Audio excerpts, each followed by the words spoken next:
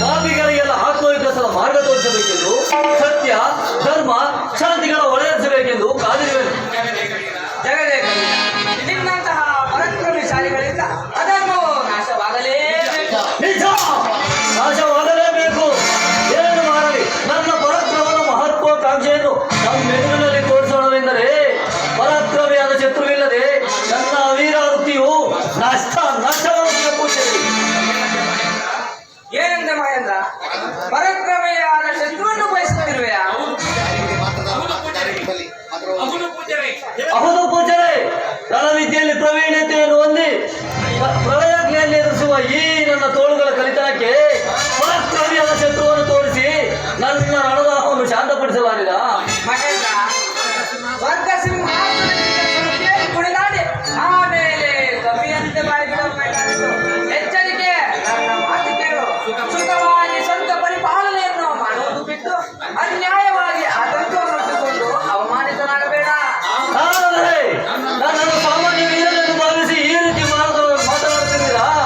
ನಾನು ರಣದಲ್ಲಿ ಮುಂದಿದ್ದ ಹೆಜ್ಜೆಯನ್ನು ಹಿಂದಕ್ಕೆ ಸರಿಸತಕ್ಕ ಹೇಳಿ ಎಂದು ಭಾವಿಸಿದ್ದೀರಾ? ಮಹಾಪ್ರಳಯವೇ ನನ್ನ ಮುಂದೆ ಬರಲಿ. ಅದನ್ನು ತಡೆಗಟ್ಟುವ ಪರಾಕ್ರಮವನ್ನು ಪ್ರದರ್ಶಿಸಲು ಪರಾಕ್ರಮದಿಂದ ಹೋರಾಡಬಲ್ಲ ಶತ್ರುವನ್ನು ತೋರಿಸಿ. ದೇವರಾಜ, ನನ್ನ ಮಾತೇ ನಿನಗೆ ಯೋಚಿಸುವಂತೆ ಸುಖವಾಗಿ ಅಪ್ಸರೆಯ ಗಾನ ನಾಟ್ಯಗಳಿಂದಲೂ ವಿವಿಧ ಭಕ್ಷ್ಯ ಭೋಜನಗಳಿಂದಲೂ ಸಜ್ಜಿದಂತಹ ಸೌಂದರ್ಯ ರಮಣೀಯರ ಭೋಗಲಾಲಾಶೆಗಳಿಂದ ನಿನ್ನ ಕಣ್ಣುಗಳೇ ಮುಚ್ಚುವುದು ಬೇಡ. ನನ್ನ ಮಾತಲ್ಲಿ ನಂಬಿಕೆ ಇಟ್ಟು ವಯಸ್ಸಿರುವ ಶತ್ರು ಎಂದರೆ ಅಷ್ಟೊಂದು ಅಲ್ಪಕಾಲವೆಂದು ಭಾವಿಸಿದೆಯಾ? ಅಧಿರಲೆಂದು ಭಾವಿಸಿ ಈ ರೀತಿ ಮಾತನಾಡುತ್ತಿದ್ದೀರಾ? ಮೆದುರಿನಲ್ಲಿ ನನ್ನ ಪೌರುಷ ಪರಾಕ್ರಮವನ್ನು ತೋರಿಸಿ ನನ್ನ ಸಾಹಸಿಯನ್ನು ತ್ರಿಭುವನ ಪರಾಕ್ರಮಿ ಎಂದು ನಿಮ್ಮಿಂದಲೇ ಹೊಗಳಿಸಿಕೊಳ್ಳಬೇಕು. ದಯಮಾಡಿ ಪರಾಕ್ರಮದಿಂದ ಕಾದುವ ನನಗೊಬ್ಬ ಶತ್ರುವನ್ನು ಹುಡುಕಿ ಅವನೊಡನೆಸುವ ಯುದ್ಧದಲ್ಲಿ ಜೈಗಳಿಸಿದ ನನ್ನನ್ನು ನೀವೇ ಹೊಗಳಬೇಕು. ನಾನೆಷ್ಟು ವಿಧವಾಗಿ ಹೇಳಿದರೂ ನನ್ನ ಮಾತೇ ನಿನಗೆ ಇಡಿಸಲಿಲ್ಲ. ವಿನಾಶಕಾಲೆ ವಿಪರೀತ ನಿನ್ನಷ್ಟು ಸಾಹಸದ ಶೌರ್ಯವನ್ನೇ ಹೊಗಳುತ್ತಿರುವೆ. ಜಗತ್ತಿನಲ್ಲಿ ನಿನ್ನಂತಹ ಬಲಶಾಲಿಗಳಾದ ವೀರನಿಲ್ಲವೇ? ತ್ರಿಭುವನವನ್ನೇ ಜಯಿಸುವಂತಹ ಶಕ್ತಿ ಸಾಮ್ರಾಜ್ಯವಿಲ್ಲ. ನಿನಗೇನಿಂತಹ ದುರ್ಬುದ್ಧಿ ಹುಟ್ಟಿದೋ ನಾ ಕಾಣೆ. ನೀವು ಕಾರಣ ಇದ್ದರೆ ನಾನು ತೋರಿಸಲು ಸಿದ್ಧನಿದ್ದೇನೆ. ನೀವು ನನಗಾಗಿ ಸರಿಯಾದವನ್ನು ಹುಡುಕಿ ನನ್ನ ತೋಳುಗಳ ರಣಕಾಂಕ್ಷೆಯನ್ನು ನಿವಾರಿಸಿ ನನ್ನ ಶೌರ್ಯವನ್ನು ಜಗತ್ತಿನಲ್ಲೇ ವಿಸ್ತರಿಸಬೇಕು. ಇದೇ ನನ್ನ ಮಹತ್ವಾಕಾಂಕ್ಷೆ. ಸರಿ, ನಿನ್ನ ಆಕಾಂಕ್ಷೆಯಂತೆ ನಿನಗೆ ಸರಿಸಾಟಿಯಾದ ವೈರಿಯನ್ನೇ ಜೊತೆ ಮಾಡು. ಆ ವಾರವು ನನಗೆ ನಾನಿನ್ನು ಬರುತ್ತೇನೆ. ಆದಷ್ಟು ಆ ವೈರಿಯನ್ನು ಅನುಗ್ರಹಿಸಿ.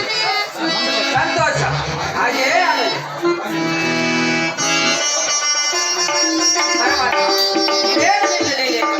ಆಕಸ್ಮಿಕವಾಗಿ ಗೋಚರಗೊಂಡಿರುವ ದುರ್ದೈವದ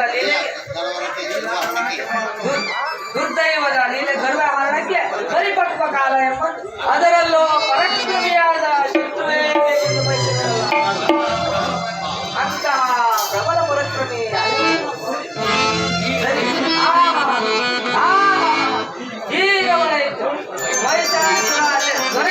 ಮಹಿಷಾಸುರ ಹೋಗಿ ಇಂದ್ರ ಪದವಿಯ ವೈಭವಗಳನ್ನು ನಾನಾ ವಿಧವಾಗಿ ವರ್ತಿಸಿ ಅಮರಾಧಿಪತಿ ಆಗಬೇಕೆಂಬ ಗುರಿಯನ್ನು ಎಬ್ಬಿಸಿ ಮಹೇಂದ್ರನಲ್ಲಿ ಯುದ್ಧಕ್ಕೆ ಹೋಗುವಂತೆ